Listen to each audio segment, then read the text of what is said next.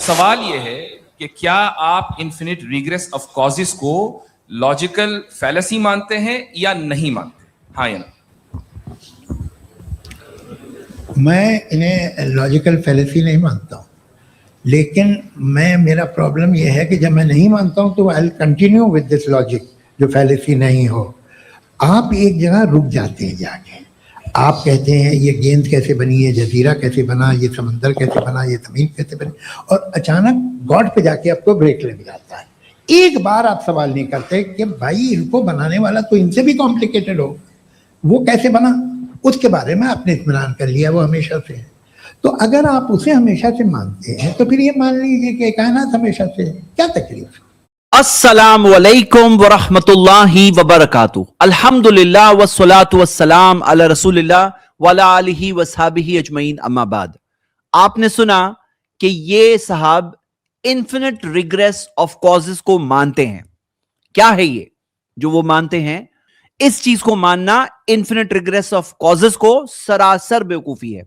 मैं इसका प्रूफ आपके सामने अभी रखूंगा। यह सवाल उठता कहां से है? यह सवाल उठता वहां से है जब उनसे पूछा जाता है कि कायनात कहां से आई, ये यूनिवर्स कहां से आया।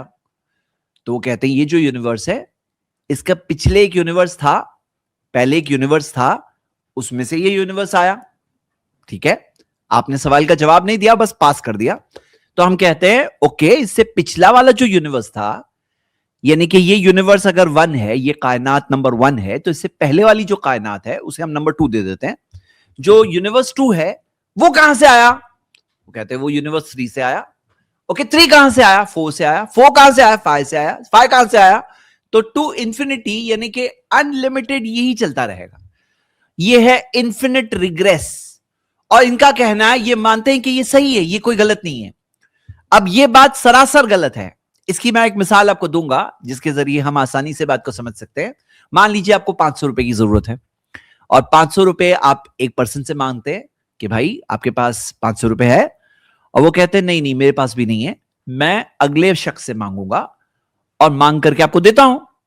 अब जब वो अगले से मांगते हैं तो अगले के पास भी 500 रुपए नहीं है, तो वो अगला, वो पर्सन थर्ड पर्सन हो गया, वो आप 1 हो गए, वो 2 हो गया, तीसरा हो गया। तीसरा कहता है कि ऐसा करते हैं कि मैं चौथे से मांग कर आपको दूंगा।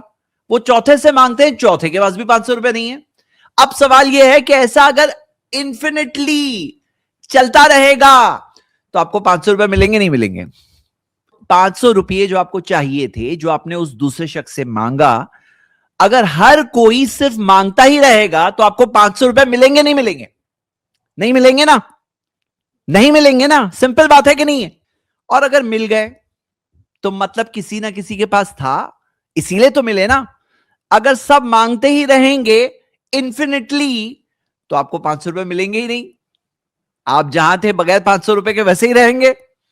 और अगर मिल गए, 500 रुपए मिल गए, मतलब किसी ना किसी के पास था तो उसने दिया तो जाके आपको मिले, बराबर। उसी तरह अगर मान लो एक सोल्जर है, बिल्कुल गोली टारगेट पे, निशाना थामा हुआ है, और उसे कहा जाता है तुम्हें चलाने से पहले अपने सीनियर को पूछना है, और तुम्हारे सीनियर को उसके सीनियर से पूछना है, और उसके सीनियर को उसके सीनियर से पूछना है, और हर कोई अगर सीनियर के बाद सीनियर से सिर्फ पूछते ही रहेंगे तो गोली नहीं चलेगी। अगर हर कोई से पूछता ही रहेगा, कोई तो चाहिए जो फैसला ले, तो ही जाके गोली चलेगी ना। यहां पे बात यह है कि ये यूनिवर्स ऑलरेडी बन चुका है, यानी कि 500 रुपए जो आपको चाहिए थे, जिस तरह अगर मिल गए और गोली जो चलनी थी वो चल गई, इससे साबित हुआ कि कोई तो है जिसने मांगे बगैर दिया, जिसने पूछे बगैर बताया, जिसने खुद फैसला लिया या खुद दिया। अब इनका मानना है कि इन्फिनिट तौर पे रिग्रेस चलता रहे तो भी सही है। यह बात बिल्कुल बेवकूफी है। अगर कोई ये मानता है इन्फिनिटली ये रिग्रेस चलता रहेगा, चाहे आप 500 रुपए मांग रहे इन्फिनिटली कोई मांगता रहे, या गोली चलाने से पहले इन्फिनिटली लोग पूछते ही रहे, तो क्या गोली चलेगी? नहीं चलेगी। 500 रुपए मिलेंगे? नहीं मिलेंगे। एक और मिसाल लेते हैं समझने के लिए। जैसे आपने डोमिनोज को देखा होगा कि एक डोमिनो गिरता है दूसरे पर, दूसरा गिरता है फिर तीसरे पर, तीसरा गिरता है चौथे पर, तो जाके सब गिरते रहते हैं। लेकिन कोई फर्स्ट मूवर तो चाहिए ना, कोई फर्स्ट मूवर चाहिए जो पहले को गिराए। कोई तो चीज, कोई तो ऐसी शक्ति, ताकत चाहिए जिसने पहले को गिराया, तो जाके आगे के गिरते रहेंगे। तो ये इन्फिनिट रिग्रेस अगर चले और अगर हमेशा के लिए लामहदूद जाए तो ये एक फैलेसी है, यानी कि एक गलत बात है। और ये चीज इस बात की तरफ प्रूफ देती है कि अगर सब क्रिएटेड बीइंग कायनात 1 2 3 4 इंफिनिटली चलता रहेगा तो कायनात बनेगी ही नहीं। लेकिन क्योंकि बन चुकी है, इससे इस बात की दलील मिलती है कि कोई ऐसा होना लाजिम है जिसको किसी ने नहीं बनाया, जिसको किसी ने नहीं बनाया। अब ये जो दूसरा सवाल पूछ रहे हैं कि आप लोग तो मानते हो कि वो क्रिएटर है, उसका भी कोई बनाने वाला होना चाहिए। अच्छा, अगर आप कहोगे कि उसका कोई बनाने वाला होना चाहिए, तो बनाने वाले का भी तो कोई बनाने वाला होना चाहिए, और वो बनाने वाले के बनाने वाले का भी तो कोई बनाने वाला होना चाहिए। यानी कि फाइनली फिर से इन्फिनिट रिग्रेस में अलग नाम से आ गए। तो हकीकत ये है, एक चीज जो बनी हुई है सिर्फ 4 पॉसिबिलिटी है, 4। और मैं इनसे ऐसी सारे लोगों से ये कहता हूं, जरा थोड़ा सा कॉमन सेंस आप इस्तेमाल करिए और ये सवालों का जवाब दीजिए कि कोई भी बनी हुई चीज या तो किसी बनाने वाले के बगैर ही बन गई, नंबर 1, या तो उसने खुद अपने आप को बना लिया, नंबर 2, या तो एक बनी हुई चीज को दूसरी बनी हुई चीज ने बनाया, यानी क्रिएटेड बीइंग को दूसरे क्रिएटेड बीइंग ने बनाया, या तो वो क्रिएटेड बीइंग को एक अनक्रिएटेड क्रिएटर ने बनाया। 4 के अलावा कोई 5वीं पॉसिबिलिटी है तो बताओ। अब 4 पॉसिबिलिटी में से पहली पॉसिबिलिटी पे आते हैं कि कोई चीज किसी बनाने वाले के बगैर ही बन गई, यानी कोई बनाने वाला था ही नहीं, कोई शक्ति, ताकत, कोई फोर्स, कोई चीज नहीं थी, खुद ब खुद बन गया, खुद ब खुद, खुद ब खुद, कुछ नहीं था, यानी नथिंग था। अब एक फॉर्मूला आप खुद देख सकते हैं, नथिंग प्लस नथिंग यानी कुछ नहीं है, और उसके बाद आप प्लस कर रहे हैं नथिंग, और फिर प्लस करते जाओ, नथिंग प्लस नथिंग, यानी कि समझ लीजिए 0, 0 plus 0 plus 0 plus 0 plus 0 multiplied by 0, कितने भी 0 मिला लो, आपके पास अगर 0 है ना तो आपको लास्ट में जाकर 0 ही मिलने वाला है। यानी कि अगर कुछ नहीं है ना तो आपको कुछ नहीं मिलेगा, कोई हो तो जाके आपको कोई चीज मिल सकती है, लेकिन अगर नथिंग है यानी 0 है तो आपको 0 ही मिलने वाला है आखिर में। अब दूसरी पॉसिबिलिटी, हो सकता है उस चीज ने अपने आप को बनाया, यानी कि बनने से पहले ही वो मौजूद था, और अगर कोई चीज बनने से पहले मौजूद थी तो उसे बनाने की क्या जरूरत थी, वो तो पहले से मौजूद है।